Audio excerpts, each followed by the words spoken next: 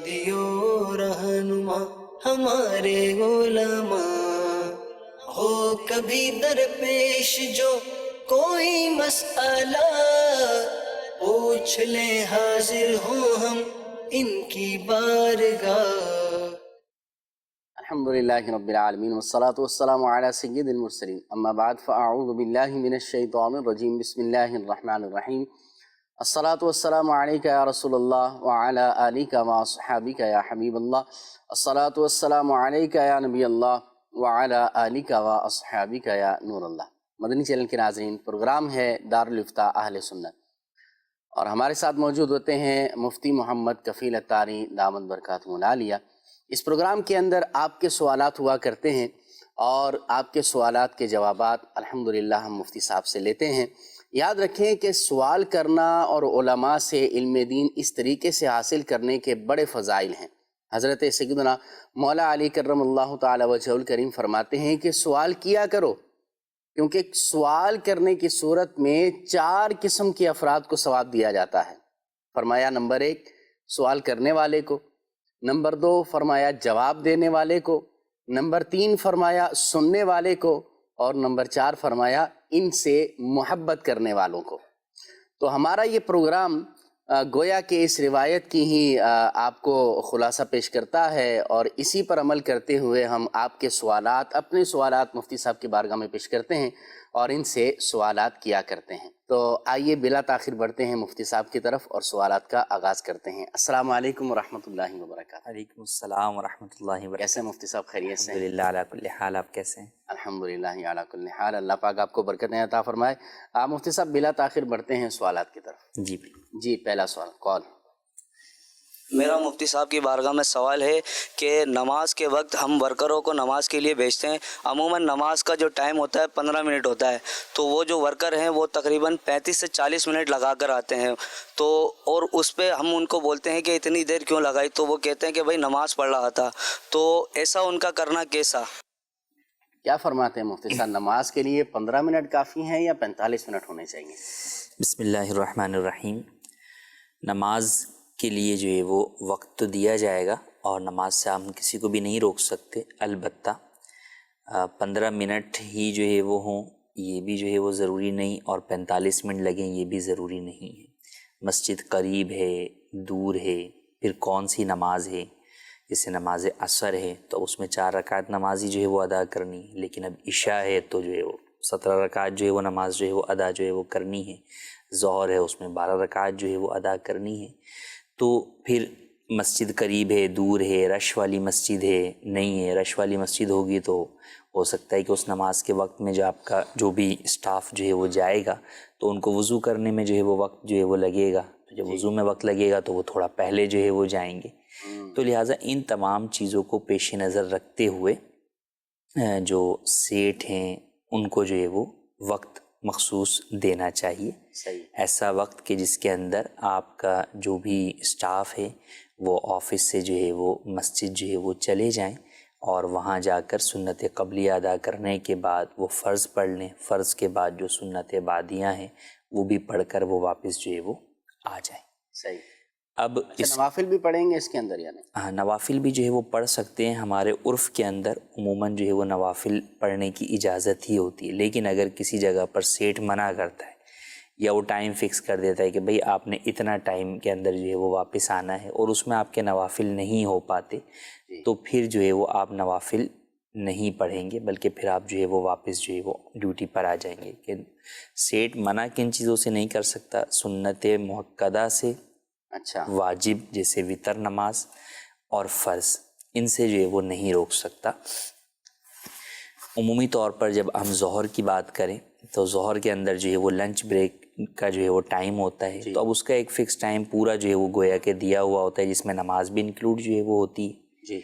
تو اب اس کے اندر آپ کی نماز کا وقت ہے، اب آپ نے نماز پڑھ لی، نماز پڑھنے کے بعد اب یا تو آپ لنچ کر لیں، یا ٹھیک ہے آپ کے پاس جب ٹائم ہے تو آپ اس کے اندر نوافل پڑھ رہے ہیں، یا ویسے تلاوت قرآن کر رہے ہیں، یا درس میں شرکت کر رہے ہیں، لیکن جو انہوں نے ٹائم دیا ہوا ہے اس ٹائم کو جو ہے وہ آپ فالو کر رہے ہیں تو اس میں جو ہے وہ عموماً سیٹ کو بھی اعتراض نہیں ہوتا.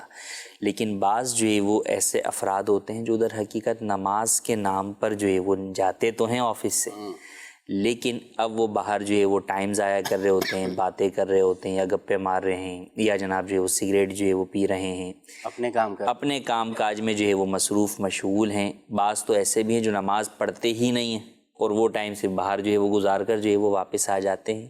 اور ایسے ہی لوگوں کی وجہ سے بسا اوقات بعض سیٹھ حضرات پھر جو ہے وہ تمام اسٹاف کے اوپر ہی پابندی عائد کر دیتے ہیں، بعض ٹوٹلی نماز سے روک دیتے ہیں، یا پھر اتنا کم وقت جو ہے وہ دے دیتے ہیں کہ اس وقت کے اندر وضو کر کے جو ہے وہ جو ضروری نماز ہے، سنت موقدہ، فرض، وہ ادا نہیں ہو پاتی.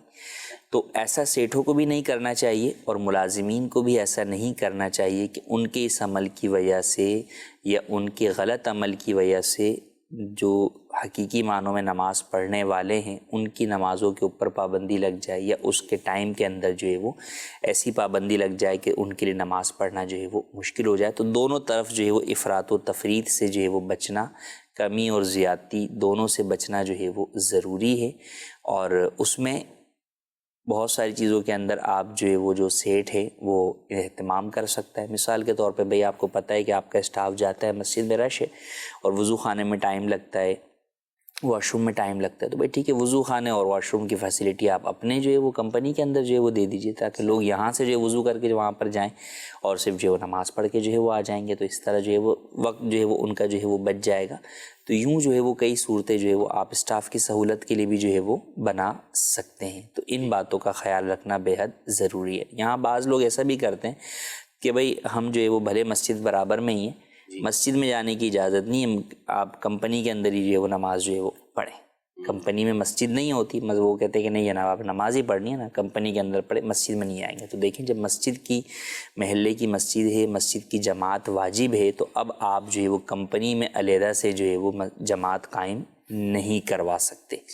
تو لہٰذا جس جماعت کا وجوب ہے، جس کو چھوڑنے کی وجہ سے بلا عذر بندہ گناہ گار ہوتا ہے، تو اس جماعت کو چھوڑ کر آپ کمپنی کے اندر آفس میں جماعت قائم نہیں کر سکتے، بلکہ آپ کو مسجد میں ہی جو ہے وہ ان کو جانے کے لیے اجازت دینی ہوگی. بعض لوگ ایسے بھی ہوتے ہیں مفتی صاحب کہ نماز کے ٹائم ہے یا بریک ٹائم ہے، وہ پورا اپنا استعمال کر لیا، اپنے ذاتی کام کر لیے، جو آپ نے بتایا فون پہ لگے رہے یا دیگر. اچھا اس کے بعد جب آفس ٹائم شروع ہوا تو پھر وہاں آفس میں بھی نماز پڑھیں گے، ایسا اگر کوئی کرتا ہے تو؟ ہاں ایسا کرے گا تو انڈرسٹوڈ سی بات ہے کہ جب اس کو نماز کا وقت جو ہے وہ دے دیا گیا، تو اب ایسی صورت میں اگر وہ آفس کے آور شروع ہونے کے بعد نماز پڑھتا ہے تو اس کو اپنے اس وقت کی کٹوتی کروانی ہوگی. کیونکہ اب در حقیقت یہ نہیں ہے کہ جناب جو ہے وہ آپ نماز کی کٹوتی کر رہے ہیں، نماز کی کٹوتی نہیں کر رہے ہیں، آپ کو تو ٹائم دیا گیا تھا نماز کا، اس میں آپ نے نہیں ادا کی. تو اب آپ جو ہے وہ آفس ٹائم کو جو ہے وہ آفس کے علاوہ کاموں کے لیے استعمال کر رہے ہیں، تو اس لیے جو ہے وہ اس کی ڈیڈکشن جو ہے وہ بنے گی اور وہ کروانا ضروری. جی بالکل. اگر آپ کہیں آپ اپنا ٹائم بیچ چکے ہیں، آپ ایگریمنٹ کر چکے ہیں، تو اس کی جو وعدہ آپ کر چکے ہیں تو اس کی پاسداری بھی ضروری ہے. جتنا ٹائم طے کیا ہے اتنا ٹائم آفس میں دینا، آپ کو اپنی کمپنی میں دینا، آپ کو اپنے آفس میں دینا، یہ ضروری ہے. اللہ پاک ہمیں عمل کی توفیق عطا فرمائے. آئیے مزید کالز کی طرف بڑھتے ہیں. جی فجر کی جماعت ہے نا، جماعت تو اس کے پیچھے سنتیں جو پڑھتے ہیں ان کی سنتیں ادا ہو جائیں گی؟ جی مفتی صاحب. فجر کی نماز کے لیے کوئی شخص مسجد کے اندر آیا کہ جماعت جو ہے وہ قائم ہو گئی ہے، جماعت شروع ہو چکی ہے، تو اب ایسی صورت میں اس کے لیے حکم یہ ہے کہ اگر اسے یہ اندازہ ہے کہ میں سنتیں پڑھ کر بھی جماعت میں شامل ہو جاؤں گا، اگرچہ دوسری رکعت کے آخری قعدے میں ہی شامل ہوں گا، تو اس کے لیے حکم یہی ہے کہ وہ سنتیں پڑھے. اب سنتیں کہاں پڑھے؟ جو صف بنی ہوئی ہے اس میں نہیں پڑھے گا، بلکہ پیچھے کی طرف کسی ستون وغیرہ کی آڑ میں جو ہے وہ کھڑا ہو کر، دیوار کی آڑ میں کھڑا ہو کر یہ اپنی سنتیں ادا کر لے اور پھر اس کے بعد جماعت میں شامل ہو. یا سترے ہوتے ہیں مسجد کو؟ ہاں سترے ہوتے ہیں تو وہاں بھی کھڑے ہو سکتے ہیں. اور اگر اس کو اس بات کا اندیشہ ہے کہ نہیں امام مثال کے طور پہ دوسری رکعت کے لیے کھڑا ہو گیا، اب اسے پتہ ہے کہ میں اپنی سنتیں پڑھوں گا تو پوری جماعت ہی جو ہے وہ میری فوت ہو جائے گی، تو اب اس کو اس بات کی اجازت نہیں ہے کہ یہ سنتیں پڑھے، بلکہ اب اس کے لیے حکم یہ ہوگا کہ یہ جماعت میں شامل ہو جائے اور جو ہے وہ اپنی فرض نماز امام کے ساتھ ادا کر لے. اب جو سنتیں اس کی فوت ہو گئی ہیں یہ کب پڑھے؟ جماعت کے بعد نہیں پڑھ سکتا، بلکہ جب نماز فجر کا وقت ختم ہو جائے گا اور اس کے بعد مکروہ وقت جو تقریباً 20 منٹ ہوتا ہے وہ بھی گزر جائے گا، اب اس کے بعد یہ اپنی وہ فوت شدہ سنتیں جو ہے وہ ادا کر سکتا ہے۔ جزاک اللہ خیر۔ اچھا مفتی صاحب، اس میں اندیشہ ہونا کافی ہے یا یقین اور ظن غالب ہونا چاہیے اس کے اندر؟ اندیشے سے یہی مراد کہ اس کو یہ لگ رہا ہے کہ میں جو ہے وہ اس چیز کے اندر جو ہے وہ میری جماعت جو ہے وہ فوت ہو جائے گی، جی، تو اس بات کا جب اسے گمان ہوگا تو پھر جو ہے وہ اس کے لیے یہی حکم ہوگا کہ وہ جو ہے وہ جماعت میں شامل ہو جائے۔ جی بہت شکریہ۔ آئیے بڑھتے ہیں دوسری کال کی طرف۔ جی مفتی صاحب یہ ارشاد فرمائیں کہ جو عمرہ کرنے اگر کوئی جاتا ہے، اگر اس کے جسم پہ بال ہیں اور وہ نہاتے وقت یا تولیے سے صاف کرتے وقت پتہ ہے کہ یہ گرتے ہیں، تو اگر احرام میں یہ بال اگر اس احرام میں لگ جاتے ہیں تو کیا تب بھی دم واجب ہوگا؟ اور دوسرا یہ کہ کیا ان بالوں کو وہ تھریڈنگ کروا سکتا ہے؟ یہ ارشاد فرمائیں۔ اور اگر جو سر کے بال ہیں یہ اگر پہلے سے یہاں سے مونڈ کے اور احرام پہن کے جائے اور نیت بعد میں کرے تو اس میں فضیلت میں کوئی کمی واقع ہوتی ہے، یا وہ بال جو ہے وہ احرام کے ساتھ پھر وہ اتارنے اس کی زیادہ فضیلت ہے؟ جی مفتی صاحب کیا فرمائیں؟ جسم کے اوپر بال ہیں ٹوٹنے کا اندیشہ ہے تو تھریڈنگ جو ہے وہ کروا سکتے ہیں، اس میں جو ہے وہ حرج جو ہے وہ نہیں ہے، یعنی جسم کے بال جو ہے وہ سینے پر ہیں یا جو ہے وہ بازو وغیرہ پر ہیں جس کے زیادہ جو ہے وہ ٹوٹتے ہیں، تو تھریڈنگ بہرحال ناجائز نہیں ہے، ان بالوں کی تھریڈنگ جو ہے وہ جائز ہے۔ ہاں البتہ کسی نے نہیں بھی کروائی اور بال خود بخود جو ہے وہ ٹوٹ رہے ہیں تو اس پر کچھ بھی لازم نہیں ہے۔ ہاں آپ کے ہاتھ پھیرنے کی وجہ سے یا جو ہے وہ آپ کے وضو یا غسل کے اندر جو ہے مسلنے کی وجہ سے ٹوٹیں گے تو اس کے اندر جو ہے وہ عموماً اتنے زیادہ نہیں ٹوٹتے، چند بال جو ہے وہ ٹوٹتے ہیں، تو 3 بالوں تک جو ہے وہ ایک مٹھی جو ہے وہ گندم یا کھجور، یہ جو ہے وہ ایک مٹھی گندم جو ہے وہ صدقہ کرے گا یا 3 کھجور صدقہ کرے گا، اور اس سے زیادہ کے اوپر جو ہے وہ صدقہ فطر جو ہے وہ لازم ہوگا، دم لازم جو ہے وہ نہیں ہوگا۔ اچھا، دوسرا انہوں نے یہ پوچھا کہ جو ہے وہ یہاں سے جائیں اور بال جو ہے وہ کٹوا لیں، تو بال کٹوا سکتے ہیں، اس میں کوئی حرج جو ہے وہ نہیں ہے کہ یہاں پہلے سے جو ہے وہ آپ جو ہے وہ حلق اگر کروا لیں گے یا بال چھوٹے کروا لیتے ہیں تو اس کی بھی جو ہے وہ اجازت ہے، شرعاً کوئی ممانعت نہیں ہے۔ بہرحال اگر آپ یہاں حلق کروا کر گئے ہیں، آج جیسے حلق کروایا اور کل آپ نے جا کے یا آج ہی جا کر عمرہ آپ نے کر لیا، تو بھی آپ کو اپنے جو ہے وہ سر پر جو ہے وہ استرا پھر بھی پھروانا ہوگا احرام سے باہر نکلنے کے لیے۔ صحیح۔ تو اس میں کوئی وہ نہیں ہے کہ جناب جو ہے وہ یہ منع ہے، ایسا کچھ نہیں ہے، دونوں ہی چیزیں ہیں، آپ پورے بال رکھ کر جائیں اور وہاں عمرہ کر کے جو ہے وہ آپ جو ہے وہ حلق کروا لیں، یا آپ یہاں سے بال جو ہے وہ چھوٹے کروا کے جائیں اور وہاں جا کر جو ہے وہ آپ حلق کروا لیں، تو دونوں چیزوں کی اجازت۔ اچھا مفتی صاحب، جیسے آپ نے فرمایا کہ اگر خود بخود بال ٹوٹ جائے تو اب خود بخود کیسے، مطلب جیسے بندہ احرام پہنے گا، اس کی چادریں پہنے گا، وہ چادریں ظاہر ہے کہ ہلیں گی یا اوپر اوڑھتے وقت تو پھر ہی بال ٹوٹیں گے؟ خود اپنے اس میں بھی ہے؟ ایک ہے کہ اپنے عمل سے کہ انسان جو ہے وہ مثال کے طور پہ وضو جو ہے وہ کر رہا ہے یا وضو کے اندر جو ہے وہ اس کے عمل سے جو ہے وہ ہے، ایک یہ ہے کہ بال گرنے کی کسی کو جو ہے وہ بیماری جو ہے وہ ہوتی ہے تو ان کے بال جو ہے وہ خود ہی جو ہے وہ گر جاتے ہیں، تو خود گرنے کی جو بیماری والے جو بال ہیں تو ان کی وجہ سے کوئی صدقہ یا دم وغیرہ لازم صحیح نہیں ہوگا۔ اچھا، اس کے اندر مفتی صاحب یہ جو آپ فرما رہے تھے کہ اس میں دم کی صورت کوئی بھی نہیں ہے بال ٹوٹنے میں؟ بال ٹوٹنے میں دم کی صورت ہے وہ یہ جیسے کسی نے جو ہے وہ پورا ہی جو ہے وہ حلق جو ہے وہ حالت احرام میں جو ہے وہ کروا لیا۔ اچھا، جو ان کی صورت ہے کہ جو چند بال جو جسم کے جو ہے وہ گرنے ہیں، جو چند بالوں کی صورت میں گرنے والے یا ہاتھ لگنے سے گرنے والے، ان میں دم کی صورت نہیں۔ جزاک اللہ خیرہ۔ مفتی صاحب SMS کے ذریعے سے بھی سوالات آ رہے ہیں۔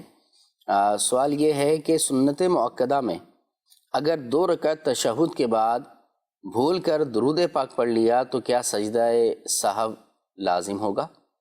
سنت موقدہ میں جو ہے وہ فرض کی ترتیب کے مطابق ہی جو ہے وہ پڑھا جاتا ہے کہ آپ جو ہے وہ قعدہ اولیٰ میں یعنی دوسری رکعت میں تحیات سے زیادہ کچھ بھی نہیں پڑھ سکتے، تو اگر بھول کر کسی نے درود شریف پڑھ لیا یا اللہم صلی علی محمد اتنا بھی پڑھ لیا تو سجدہ سہو لازم ہوگا۔ صحیح۔ اور اگر سنت غیر مؤکدہ میں یہ پڑھا ہو؟ سنت غیر مؤکدہ میں پڑھ لیا تو حکم کوئی سجدہ سہو لازم نہیں ہوگا، بلکہ اس کی تو ترتیب ہی یہی ہے کہ اس کو پڑھنا ہی اس طرح چاہیے کہ آپ قعدہ اولیٰ میں اس میں جو ہے وہ درود ابراہیمی اور دعا پڑھیں اور پھر کھڑے ہو کر تیسری کا آغاز جو ہے وہ تیسری رکعت کا وہ ثنا سے کریں گے۔ جزاک اللہ خیرہ۔ آئیے بڑھتے ہیں اگلے سوال کی طرف۔ جی میرا نام ابو ہریرہ ہے. میں پوچھنا چاہتا ہوں، میرا سوال یہ ہے کہ وضو کے بغیر اذان دی جا سکتی ہے؟ جی مفتی صاحب، وضو کے بغیر اذان کا حکم؟ بغیر وضو اذان دینا جو ہے وہ مکروہ ہے، تو اس لیے اس سے بچنا چاہیے. باوضو ہی جو ہے وہ اذان دینی چاہیے. گناہ تو نہیں ہے مفتی صاحب؟ بس یہ مکروہ ہے، اس کے ناپسندیدہ جو ہے وہ ایک عمل ہے، اس چیز سے جو ہے وہ بچنے کا ہی حکم ہے. باوضو ہی دینا چاہیے، اور یہی ہمیں اسلام بھی درس دیتا ہے. بہرحال دیں گے تو جائز مفتی صاحب نے فرمایا ہے. آئیے ایک اور سوال شامل کرتے ہیں. مفتی صاحب سے میرا یہ سوال ہے کہ جب ہم گھر میں ختم شریف کا کھانا وغیرہ پکاتے ہیں تو اس میں نمک وغیرہ چیک کرنے کے لیے تھوڑا بہت چکھ لیتے ہیں، تو بعد میں کئی دفعہ سننے کو ملتا ہے کھانا جھوٹا ہو گیا ہے، تو اب ختم شریف نہیں ہوگا، تو کیا اس کا حکم ہے؟ ہماری اصلاح فرما دے. دوسرا سوال یہ کہ چادر کے اندر ہاتھ باندھ کر نماز پڑھنا جائز ہے کہ اوپر ہاتھ باندھ کر نماز ہوگی؟ ہماری اصلاح. اچھا جی، یہ کیا اس طرح چکھنے سے جھوٹا ہو جاتا ہے، اور کیا جھوٹے کھانے پر بھی فاتحہ ہو جاتی ہے؟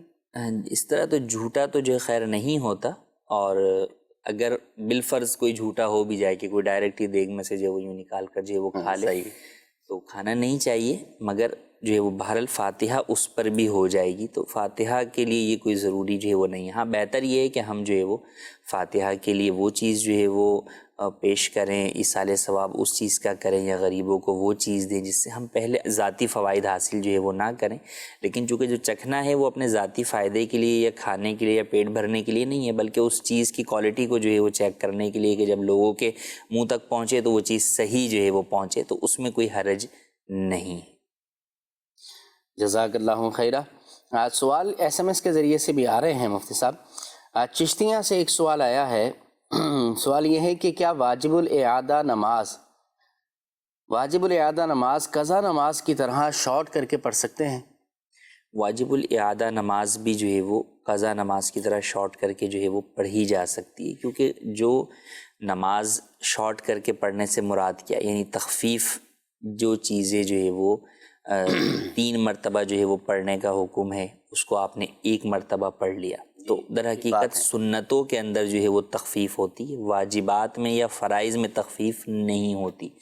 تو سنتوں میں تخفیف کی وجہ سے جو ہے وہ آپ کی جو ہے وہ گناہ نہیں ہوتا، یا نماز جو ہے وہ آپ کی واجب الاعادہ جو ہے وہ نہیں ہوتی. مگر تخفیف کی طرف جب بھی جائیں گے وہ اسی وقت، چاہے قضا نماز میں، چاہے جو ہے وہ واجب الاعادہ نماز کے اندر، جبکہ وہ کثیر نمازیں جو ہے وہ ہوں. ورنہ حتی الامکان یہی کوشش کی جائے گی کہ آپ پراپر جو ہے وہ سنن و نوافل اور مستحبات کے ساتھ ہی نماز کو جو ہے وہ ادا کریں. ہاں اگر کسی شخص کے اوپر واجب الاعادہ نماز ہی بہت ساری جو ہے وہ اس کے اوپر جو ہے وہ جمع ہو گئی ہیں، اب وہ ان کو جو ہے وہ ادا کرنا چاہ رہا ہے، تو وہ اس کے اندر بھی تخفیف والا طریقہ اختیار کر سکتا ہے کہ 3 بار سبحان ربی العظیم رکوع کی تسبیح یا سجدے کی تسبیح کہنے کے بجائے 1 مرتبہ کہہ لے. فرضوں کی آخری 2 رکعتوں کے اندر صرف جو ہے وہ سورہ فاتحہ کی جگہ پر 3 بار سبحان اللہ جو ہے وہ کہہ کر رکوع میں جو ہے وہ چلا جائے، تو یوں کر سکتے ہیں. جزاک اللہ خیرہ. مفتی صاحب، ہمارے جو پہلے کالر تھے ان کا ایک سوال یہ بھی تھا کہ جیسے سردیاں ہیں تو چادر وغیرہ بھی پہنی جاتی ہیں، تو چادر کے اندر ہاتھ باندھ کر نماز پڑھ سکتے ہیں یا نہیں؟ جی ہاں، چادر کے اندر بھی جو ہے وہ ہاتھ باندھ کر جو ہے وہ نماز پڑھ سکتے ہیں، اس میں جو ہے وہ حرج نہیں ہے. ایک ہے کہ چادر کو اس طریقے سے جو ہے وہ اپنے جسم کے گرد باندھ لینا کہ آپ جو ہے وہ اس میں سے اپنے ہاتھ جو ہے وہ نکال ہی نہ سکیں، تو یہ جو ہے وہ منع کیا گیا. اس حالت میں نماز پڑھنے سے بھی جو ہے وہ منع کیا گیا. لیکن عام طور پر جو ہمارے ہاں صورتحال ہوتی ہے اس کے اندر ایسا نہیں ہوتا، چادر لپٹی ہوتی ہے. اب اگر اندر سے کسی نے تکبیر تحریمہ جو ہے وہ کہہ لی چادروں کے ساتھ، باہر سے بھی کہہ لے بہتر ہے، لیکن اگر اس نے اندر سے بھی کہہ لی تو بھی نماز جو ہے وہ ہو جائے گی. اور اسی طریقے سے اس نے ہاتھ بھی جو ہے وہ اندر باندھ لیے تو بھی نماز میں کوئی حرج نہیں. جی نماز ہو جائے گی. آئیے ایک اور سوال شامل کرتے ہیں. تو جو نماز جماعت کراتے ہیں نا، داڑھی جو ہے 1 مٹھی سے کم ہو، تقریباً 2 انگل آدھی مٹھی، اس کے پیچھے جماعت ہو جائے گی. اور دوسرا سوال یہ ہے کہ قرآن مجید اثر کے بعد پڑھنا، یہ کیا ٹھیک ہے؟ کوئی لوگ نہ کرتے ہیں تو کوئی اثر کے بعد نہیں پڑھنا چاہیے.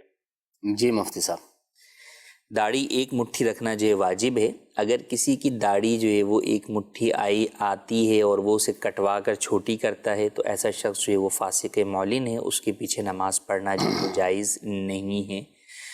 اور اگر داڑھی آئی ہی کسی کی تھوڑی ہے، ابھی تک آئی نہیں ہے، بڑی نہیں ہے، تو ایسی صورت کے اندر دیگر شرائط امامت پائی جاتی ہیں تو وہ امامت کروا سکتا ہے. داڑھی آئی ہی نہیں ہے تو اس میں اس کا قصور نہیں ہے، لیکن آنے کے بعد جو اس کو مٹھی سے کم کر رہا ہے، کٹوا رہا ہے، یہ گناہ ہے.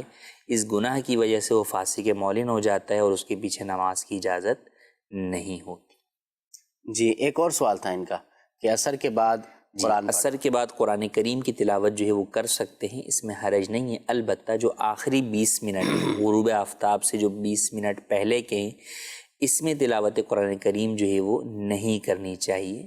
اگر کوئی کرتا ہے تو گناہ گار نہیں ہے، مگر بہتر یہ ہے کہ ایسے اس وقت میں آپ ذکر و اذکار یا تسبیحات وغیرہ پڑھیں. لیکن اس 20 منٹ سے پہلے جو عصر کا پورا وقت ہے اس کے اندر تلاوت قرآن کریم کرنے میں کوئی حرج نہیں ہے، کوئی کراہت بھی نہیں. یعنی مکروہ وقت میں تلاوت سے بچنا. جی جو 3 مکروہ اوقات ہیں، صبح سورج طلوع ہونے کے بعد 20 منٹ بعد، دوپہر میں زہوہ کبریٰ کا وقت جسے عوام زوال کا وقت کہتے ہیں، اور تیسرا غروب آفتاب سے 20 منٹ پہلے سے لے کے غروب آفتاب تک، ان میں جو ہے وہ تلاوت قرآن کریم کرنے سے بچنا چاہیے.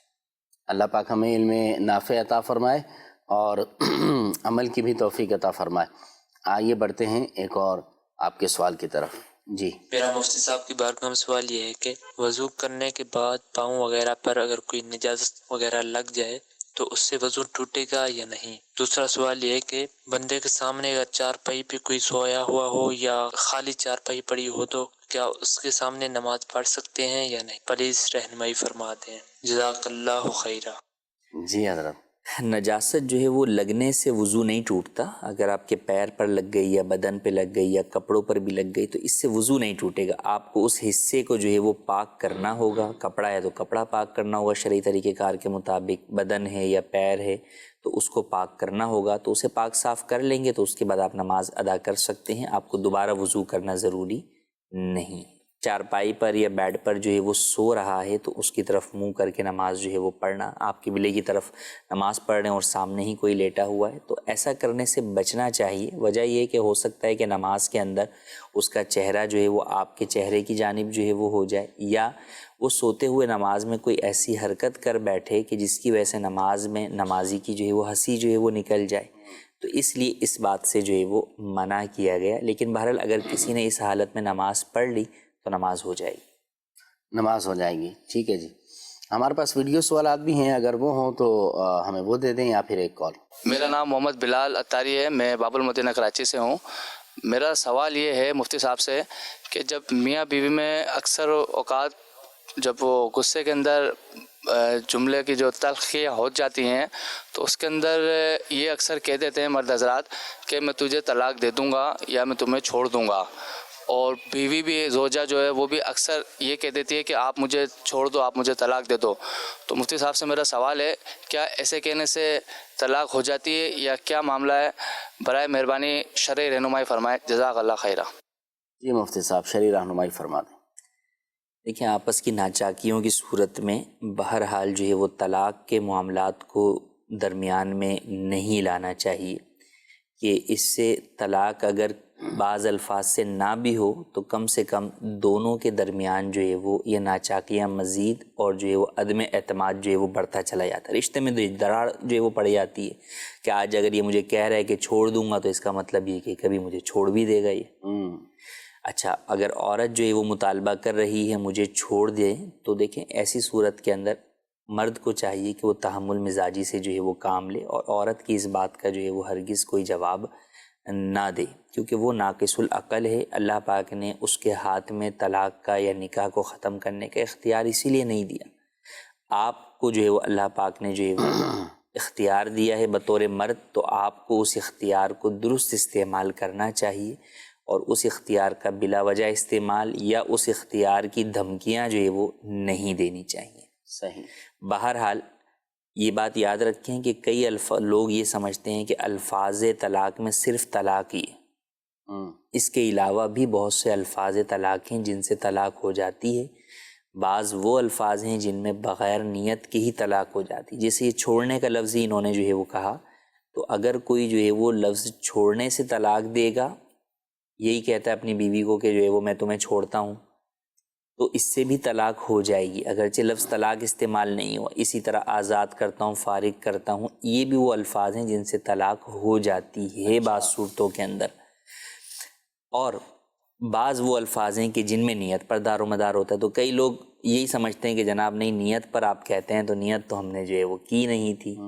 تو بعض الفاظ وہ ہیں کہ جن میں نیت کی حاجت نہیں ہے، آپ کی منہ سے وہ الفاظ نکلے تو بس اس کے مطابق جو ہے وہ طلاق نے ہو جانا ہے۔ کسی بھی لفظ سے متعلق اگر آپ یہ کہتے ہیں کہ میں یہ کر دوں گا، ان فیوچر مستقبل کے اندر یہ کام کروں گا، میں تمہیں چھوڑ دوں گا یا میں تمہیں طلاق دے دوں گا، اگر فقط یہی الفاظ کہے ہیں تو ان الفاظ سے طلاق واقع نہیں ہوتی، اگر فقط یہی الفاظ کہیں۔ لیکن کئی دفعہ ایسا ہوتا ہے کہ ان الفاظ کے آگے پیچھے کوئی نہ کوئی ایسے الفاظ ہوتے ہیں جن سے بسا اوقات طلاق ہو بھی جاتی ہے۔ تو لہٰذا اس طرح کا کوئی بھی مسئلہ اگر میاں بیوی کے درمیان درپیش ہو تو اس میں ہمارے اس کلپ کو سن کر خود ہی اپنا جواب نہ نکال لیں، یا آپ جو ہے وہ اپنے طور پر فیصلہ نہ کریں، بلکہ مفتی صاحب کے پاس دونوں جو ہے وہ آئیں اور اپنی سچویشن پوری بیان کر کے اس کے اوپر باقاعدہ شرعی رہنمائی اور جواب یا فتویٰ حاصل کریں کہ طلاق ہوئی یا نہیں۔ جی بالکل، طلاق کے مسائل بڑے اہم ہوتے ہیں۔ آپ کا جو خاص مسئلہ ہے اس کو لے کر آپ دارالفتاء اہل سنت جائیں تو مفتی صاحب آپ کی ساری رودات سن کر اس کے مطابق پھر اس کا جواب آپ کو عطا فرمائیں گے۔ اور ہو سکتا ہے کہ گھر والوں سے بھی جو ہے وہ گواہی لینی ہو یا اس کی تفصیل پوچھنا ہو۔ مفتی صاحب اس طرح کا بھی کچھ معاملہ ہوتا ہے دارالفتاء جی میں؟ بالکل، عمومی طور پر یہی ہوتا ہے کہ ہم فقط ون سائڈ جو ہے وہ سن کر جواب نہیں دیتے، بلکہ طلاق کے معاملے کے اندر اور بھی کئی مسائل کے اندر ہم دونوں افراد کے بیان اور بسا اوقات اس وقت موجود جو گواہ ہوتے ہیں ان کا بیان لینے کی بھی حاجت ہوتی ہے، پھر اس کے بعد جو ہے وہ جواب دیا جاتا ہے۔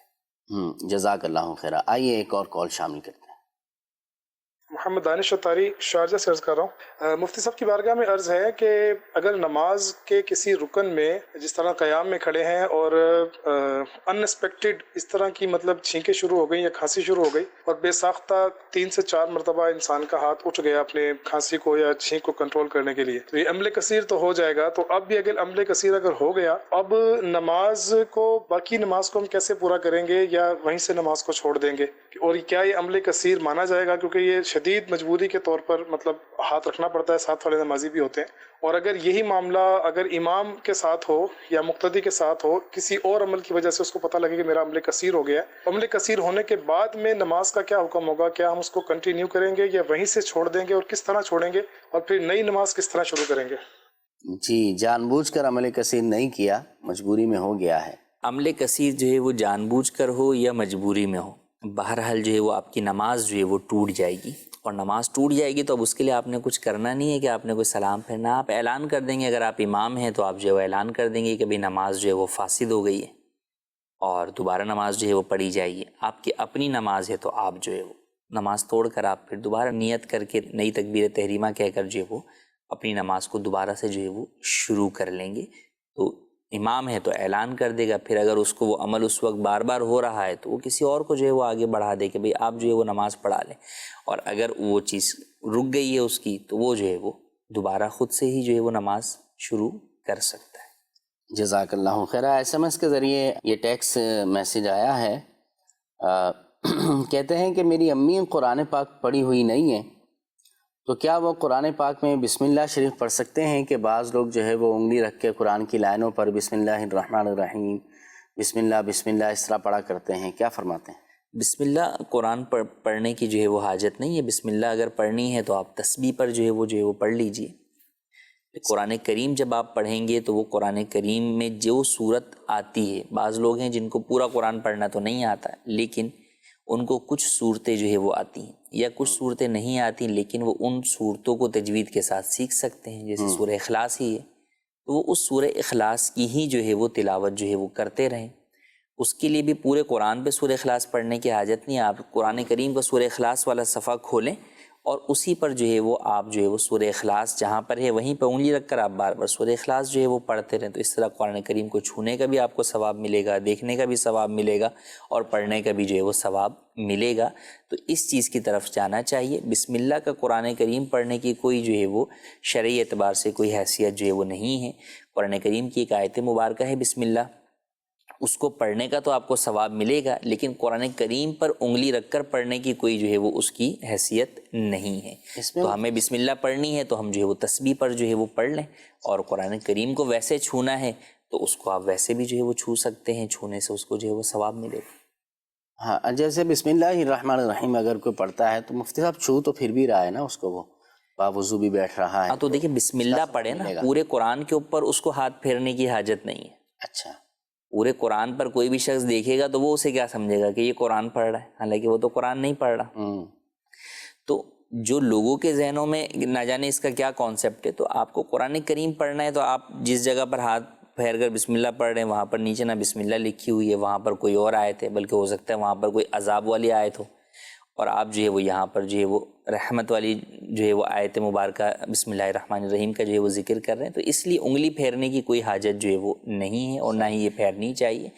ہاں، آپ کو جو صورت آتی ہے آپ اسی صورت کے اوپر انگلی رکھ کر آپ نے پڑھنا ہے، دیکھ کر اس کو جو ہے وہ اس صورت کو جو ہے وہ پڑھیں۔ ویسے بسم اللہ کا وظیفہ کرنا ہے تو وہ آپ تسبیح پر جو ہے وہ کرتے رہیں۔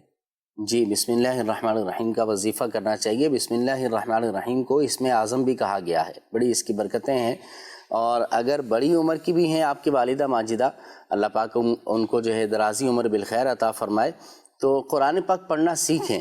الحمدللہ دعوت اسلامی کے ماحول میں بڑی عمر کے افراد کو بھی قرآن پڑھایا جاتا ہے، اور نہ صرف مردوں میں بلکہ اسلامی بہنوں میں بھی اس کا اہتمام ہوتا ہے، اور اسلامی بہنوں کا جو نظام ہے آپ کے علاقے میں ان سے رابطہ کر کے اپنی والدہ کو آپ قرآن بھی پڑھا سکتے ہیں۔ تو قرآن پڑھنا سیکھیں، اور کتنی عجیب بات ہے کہ بندہ دنیا بھر کی زبانیں تو سیکھتا ہے مگر رب کا کلام قرآن اسے پڑھنا نہ آئے تو یہ ایک محرومی کی بات ہے۔ بہرحال اگر پڑھنے میں دشواری آتی ہے، سیکھنے میں دشواری آتی ہے، تو ہمیں اس کا ثواب بھی زیادہ ملے گا۔ کیا فرماتے مفتی صاحب کہ ایک شخص وہ ہے کہ جو ماہر بالقرآن ہے، اور ایک شخص وہ ہے کہ جس کو محنت کر کے جستجو کر کے مشقت کے ساتھ پڑھنا اس کو آتا ہے، وہ سیکھنے میں بھی اس کو پرابلم ہوتی ہے، تو کیا اس کو زیادہ ثواب ملتا ہے؟ بالکل، اسے جو ہے وہ زیادہ اجر جو ہے وہ ملے گا۔ تو عمر چاہے کوئی بھی ہو، ہمیں قرآن کریم سیکھنا چاہیے۔ بس اوقات پورا قرآن کریم کی طرف جب نظر کرتے ہیں تو ہمت ہار بیٹھتے ہیں، لیکن اگر اسی شخص کو یہ کہا جائے کہ بھئی آپ نے سورہ اخلاص شریف جو ہے وہ سیکھنی ہے صرف، صحیح، تو اب اس کو یہ سیکھنا جو ہے وہ آسان ہے۔ سورہ اخلاص 3 مرتبہ پڑھنے سے پورا قرآن کریم جو ہے وہ پڑھنے کا جو ہے وہ ثواب ملے گا۔ سبحان اللہ۔ اسی طریقے سے وہ ایک سورت سیکھے، پھر دوسری سورت سیکھے، تو یوں تھوڑا تھوڑا کر کے جو ہے وہ سیکھیں۔ تو جتنا زیادہ سے زیادہ قرآن کریم جو ہے وہ سیکھنے کی کوشش کریں گے انشاءاللہ اتنا جو ہے وہ آپ کو قرآن کریم جو ہے وہ پڑھنا آتا جائے گا۔ تو تھوڑے سے شروع کریں اور اس کو جو ہے وہ پھر پڑھنے کی عادت جو ہے وہ بنائیں۔ جتنا آپ کو تجوید کے مطابق آتا ہے اسی کو جو ہے وہ آپ بار بار جو ہے وہ پڑھتے رہیں۔ صحیح، روزانہ کی آپ ایک آیت بھی ایڈ کرتے جائیں گے تو چلیں، اگلی زندگی کے اندر آپ کو جتنے سال مل رہے ہیں، جتنے دن مل رہے ہیں، اس اعتبار سے آپ کئی جو ہے وہ آیات جو ہے وہ پڑھنے میں کامیاب ہو جائیں گے۔ جی آئیے، کالز بہت زیادہ ہیں ہمیں کہا جا رہا ہے، تو بڑھتے ہیں پھر بلا تاخیر آپ کے کال کی طرف۔ میں گجرانوالہ سے ماجد بات کر رہا ہوں۔ مجھے سوال مفتی صاحب سے یہ پوچھنا ہے، ویسے تو نفلی عبادات روزہ رکھنا یا رات کو جاگنا بہت اچھی بات ہے، لیکن نفلی عبادت اور نفلی روزہ وغیرہ یا رات کو جاگنا آپ کے شوہر کے فرائض یا بچوں کے فرائض اس حوالے میں رکاوٹ بنے، آپ اس کو ناشتہ نہ بنا کے دے سکیں یا اس حوالے سے کوئی کمی کوتاہی رہ جائے، تو اس حوالے سے نفلی عبادات یا نفلی روزہ آپ کو کہاں تک جائز ہے، یہ پوچھنا ہے مجھے۔ جی مفتی صاحب کیا فرماتے ہیں؟ دیکھیں، نفلی روزے کے اندر بھی شریعت مطہرہ نے یہی حکم دیا کہ اس کے لیے شوہر سے جو ہے وہ عورت کو اجازت لینا ضروری ہے۔ شوہر کی اجازت سے ہی عورت نفلی روزہ جو ہے وہ رکھ سکتی ہے۔ اسی طریقے سے کام کاج کرنے والا شخص ہے کہ نفلی روزے کی وجہ سے اس کی ڈیوٹی کے اندر جو ہے وہ حرج واقع ہوتا ہے، تو اس کو بھی اس بات کی اجازت نہیں ہے کہ وہ جو ہے وہ نفلی روزہ رکھے۔ تو بنیادی طور پر کئی دفعہ ایسا ہوتا ہے کہ بعض لوگ جو ہے وہ نفلی عبادات کے اندر اس قدر جو ہے وہ مشغول ہو جاتے ہیں کہ اس کی وجہ سے جو ان کے جو بنیادی فرائض ہوتے ہیں، ذمہ داریاں ہوتی ہیں، اس میں کوتاہی کر بیٹھتے ہیں، اور در حقیقت وہ ان عبادات کی وجہ سے نہیں ہوتا، مس مینجمنٹ کی وجہ سے ہوتا ہے۔ اچھا، کہ اگر آپ چیزوں کو طریقے سے مینیج کر لیں تو وہ ساری چیزیں جو ہے وہ اس طریقے سے جو ہے وہ ہو سکتی ہیں. صحیح. اب آپ نے جس وقت جو ہے وہ آرام کرنا ہے اس وقت جو ہے وہ آپ جو ہے وہ عبادت کے لیے کھڑی ہو جائیں، اور جو ہے وہ عبادت کا وقت اس ٹائم آپ سو رہے ہوں تو انڈرسٹوڈ سی بات ہے ساری چیزیں جو ہے وہ اوپر نیچے ہو جائیں گی. اچھا، پھر اسی طریقے سے ایک پہلو یہ ہے. دوسرا پہلو یہ ہے کہ بعض وہ لوگ ہیں کہ جو بلا وجہ جو ہے وہ اس طرح کا عمل کرنے والی گھر کی اسلامی بہنیں ہیں، یا کوئی گھر کے اندر کوئی بچہ بھی ہے ایسا وہ عمل کرنا چاہتا ہے، تو اس کو اس بات پر تنقید کا نشانہ جو ہے وہ بناتے رہتے ہیں. حالانکہ چاہیے یہ کہ اس کو سمجھائیں، اس کی حوصلہ افزائی کریں. آج کل کے دور کے اندر لوگ جو ہے وہ فرض نہیں پڑھ رہے، وہ اگر بندہ جو ہے وہ نفل عبادت کر رہا ہے تو وہ جو ہے وہ نیک بندہ ہے، تو آپ کو اس کی سپورٹ جو ہے وہ کرنی چاہیے. کسی جگہ اس کی مس مینجمنٹ دکھ رہی ہے تو آپ کو اس چیز پر اس کو سمجھانا چاہیے، اس کا سولوشن پیش کرنا چاہیے کہ بیٹا اس مسئلے کا حل یوں ہے کہ آپ اس چیز کو یوں نہیں یوں کر لیں. صحیح. تو ہم عموماً یعنی وہی اگر جو ہے وہ شادی کے اندر جو ہے وہ بیوی جو ہے وہ رات کو جو ہے وہ رہ کر آئیے یا اور دیگر گھر کی محافل اور تقریب میں شریک ہے تو اس پہ کوئی اعتراض نہیں ہے، لیکن وہی اگر ایک رات جو ہے وہ عبادت کر لیتی ہے تو جو ہے وہ اعتراض ہے. ڈاکٹر ڈائٹ کا بولیں تو آپ زبردستی بیوی کو بھوکا رکھوائیں گے، اور اگر وہ جو ہے وہ روزہ رکھ لے تو آپ کو جو ہے وہ پرابلم جو ہے وہ ہونا جو ہے وہ شروع ہو گئی. ایسا نہیں تو یوں دونوں طرف سے جو ہے وہ افراط و تفریط کی بسا اوقات جو ہے وہ صورت ہوتی ہے. تو جو حقوق ہیں عورت پر، اس پر وہ اپنے حقوق ادا کرنا ضروری ہیں، اور مرد ہو یا عورت کسی کو بھی چاہیے کہ دوسرے کے دینی امور کے اوپر ڈائریکٹ دین کو ہم تنقید کا نشانہ جو ہے وہ نہ بنائیں. بالکل. اس کے دینی معاملات کو نہ کریں. ہاں اسے سمجھائیں کہ دیکھیں آپ یہ کام کر رہی ہیں، اچھی بات ہے، آپ کو یہ ثواب ملے گا، اس کو اگر آپ یوں کر لیں تو زیادہ جو ہے وہ بہتر ہے. آپ میں سے کوئی عورت ہے یا کوئی مرد بھی ہے، بسا اوقات ہمارے پاس ایسا آج کل کے دور میں بھی ہوتا ہے، دارالفتہ کے اندر بسا اوقات بعض نوجوان بچے جو ہے وہ آتے ہیں، وہ یہی کہتے ہیں کہ بھئی ہم یہ نیکی کا کام کرنے چاہتے ہیں، ہم یہ روزہ رکھنا چاہتے ہیں، ہم یہ کرنا چاہتے ہیں، امی ابو رکھنے نہیں دیتے ہمیں. تو وہاں پر انہیں بھی جو ہے وہ ہم سمجھاتے ہیں کہ بھئی آپ والدین کو بھی جو ہے وہ راضی کریں، اور آپ جو ہے وہ ایک بیلنس طریقے سے جو ہے وہ اس کام کو جو ہے وہ کریں. اس کے جیسے والدین کو جو آپ کی صحت کے حوالے سے یا آپ کے دیگر امور کے اعتبار سے تحفظات ہیں وہ بھی جو ہے وہ دور ہو جائیں، اور آپ کا جو یہ ذوق شوق عبادت ہے یہ بھی جو ہے وہ برقرار رہے، اور آپ اس چیز کو بھی جو ہے وہ فالو کر لیں. تو یوں جو ہے وہ درمیانی صورت اختیار کرنی چاہیے. جزاک اللہ خیر. Next call. میرا یہ سوال ہے کہ وطروں کے اندر دعائے قنوت جو ہے وہ نہ آتی ہو تو کون سی دعا پڑھنی چاہیے؟ جی مفتی صاحب. کوئی بھی دعائے معصورہ جو ہے وہ پڑھ سکتے ہیں دعائے قنوت کی جگہ، جیسے اللہم ربنا آتنا فی الدنیا حسنۃ وفی الآخرۃ حسنۃ وقنا عذاب النار، یہ دعا بھی پڑھ سکتے ہیں. اللہم اغفر لی بھی جو ہے وہ 3 مرتبہ پڑھ سکتے ہیں. تو کوئی بھی دعا جو ہے وہ پڑھ سکتے ہیں، اور بہرحال دعائے قنوت سیکھنی چاہیے. جب تک نہیں آ رہا اس وقت تک تو آپ کوئی بھی دعائے معصورہ مختصر ہو یا طویل ہو آپ اس کے ذریعے سے پڑھ سکتے ہیں، آپ کا واجب قنوت کا ادا ہو جائے گا. لیکن ساتھ ہی ساتھ دعائے قنوت سیکھنے کی جو ہے وہ کوشش کریں، تاکہ پھر اسی دعائے قنوت کو جو کہ احادیث کے اندر مروی ہوئی ہم اس کو پڑھنے کی عادت بنانے والے بن جائیں. جی ایک اور کال شامل کریں بھائی جان. بچے کا نام ہے محمد حسن رضا. بچے کی پیار نال محمد پکارنے کوئی گناہ تو نہیں؟ جی نام محمد حسن ہے، پکارنے کے لیے محمد پکارنے میں کوئی حرج جو ہے وہ نہیں ہے.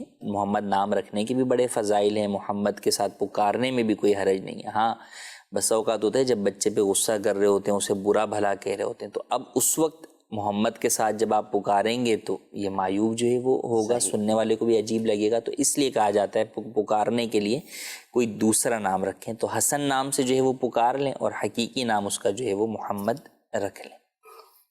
ماشاءاللہ. جی ایک اور کال. مفتی صاحب اگر کسی آدمی نے وضو کے بغیر بھولے میں نماز پڑھ لی ہو، اس کا استنجا ہو گیا ہے، تو نماز جائز ہے؟ فرماتے ہیں مفتی صاحب. وضو کے بغیر جو ہے وہ نماز نہیں ہوگی. طہارت جو ہے وہ نماز کی شرط ہے، بنیادی شرط ہے، اس کے بغیر نماز شروع جو ہے وہ نہیں ہوگی. تو لہٰذا اگر غلطی میں کسی نے ایسا کر لیا ہے تو بہرحال اس کو اپنی نماز دوبارہ پڑھنی ہوگی. جان بوجھ کے کیا ہے نماز پھر بھی دوبارہ پڑھنی ہوگی، لیکن ایسی صورت کے اندر توبہ بھی کرنی ہوگی. اچھا، اللہ پاک ہماری نمازوں کی حفاظت فرمائے. ایک اور سوال.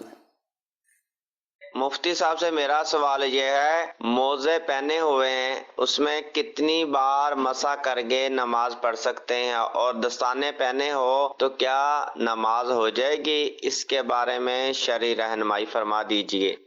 جی چمڑے والے موزے جن پر جو ہے وہ مسح کی جو ہے وہ اجازت ہے، جو اس کی شرائط و ضوابط ہیں اس کے مطابق، تو اس کے اندر مسح کی وہ نہیں ہے، تعداد نہیں ہے، بلکہ اس میں وقت کی تعداد مقدار ہے کہ بھئی مقیم شخص کے لیے ایک دن ایک رات وہ مسح کر سکتا ہے، ایک دن ایک رات کے اندر موزے اتارے بغیر وہ چاہے 100 بار جو ہے وہ مسح کر لے گا، اور اسے 100 بار وضو کی حاجت جو ہے وہ پڑتی ہے، اور مسافر کے لیے 3 دن اور 3 جو ہے وہ راتیں، تو اب اس میں وہ چاہے 100 بار کر لے، چاہے 1 بار کرے، چاہے 4 بار کرے، تو اس مقدار جو ہے وہ وقت کے ساتھ ہے، اس کے اندر مسح کرنے کی تعداد کے ساتھ کوئی متعین نہیں۔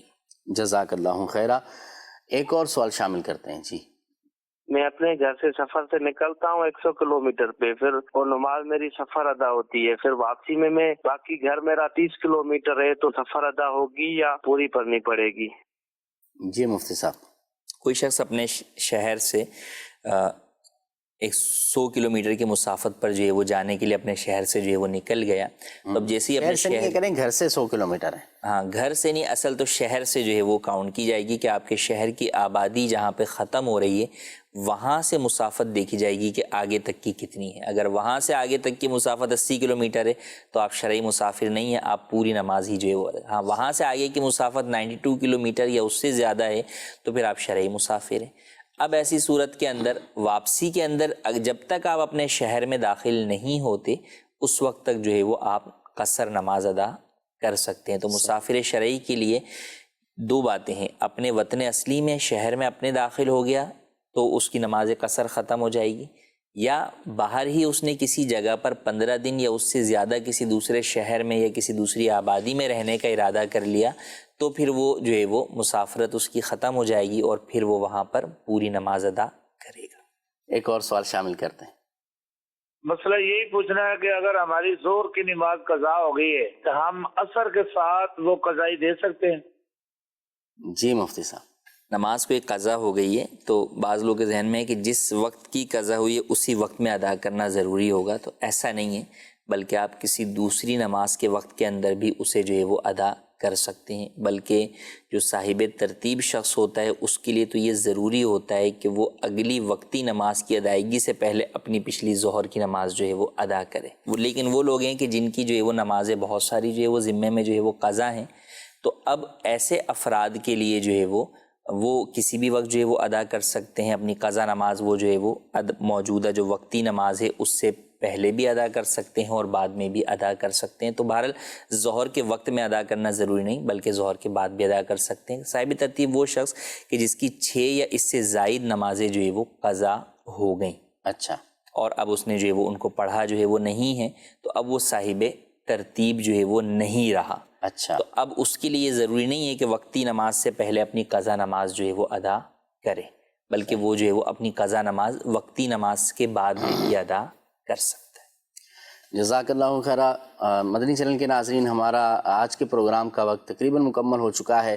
علماء سے رابطے میں رہیں۔ علم دین حاصل کرنے کا ایک بہترین ذریعہ بھی علماء سے رابطے میں رہنا، ان سے علمی سوالات کرتے رہنا اور علم دین حاصل کرنا ہے۔ اور یہ اسلام کی خوبصورتی ہے کہ اللہ رب العالمین نے فرمایا ہے فَاسْأَلُوا أَهْلَ الذِّكْرِ إِن كُنتُمْ لَا تَعْلَمُونَ، اگر تمہیں علم نہ ہو تو علم والوں سے پوچھو۔ تو ہمیں علم دین حاصل کرتے رہنا چاہیے۔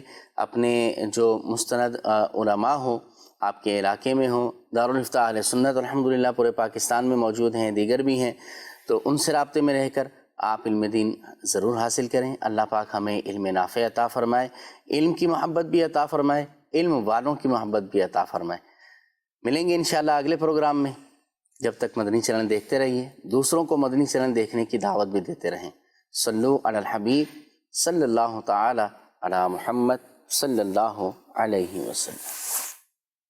ہادی و رہنما ہمارے علماء، ہو کبھی درپیش جو کوئی مسئلہ، پوچھ لیں حاضر ہوں ہم ان کی بارگاہ۔